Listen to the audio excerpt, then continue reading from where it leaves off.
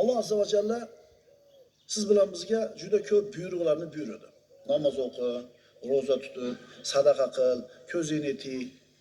Mana shu buyruqlarning ichida eng birinchi siz bilan bizga yuborgani, buyurgani o'qi. O'qi. Har bir insonning ehtiyoji bor. Yerga bog'liq ehtiyoji bor, samoga bog'liq ehtiyoji bor. Inson ikkita narsadan iborat. Ruh va jasad. Jasad yerdan chiqdi. Demakki, buni ehtiyojlari ham yerdan bo'ladi. Jasad uchun kerak bo'lgan narsa yerda bor. Meva-cheva, oziq-ovqat, havo, suv va hokazolar. Endi ruhi u yuqoridan keldi. Endi uni ozuqasi ham yuqoridan bo'ladi. Demak, oliy ehtiyojlari bor va quyi ehtiyojlari bor. Farishta shahvatsiz aqldan tarkib topdi. Hayvon aqlsiz shahvatdan tarkib topdi. Endi odam bolasi ham aqldan, ham shahvatdan tarkib topdi.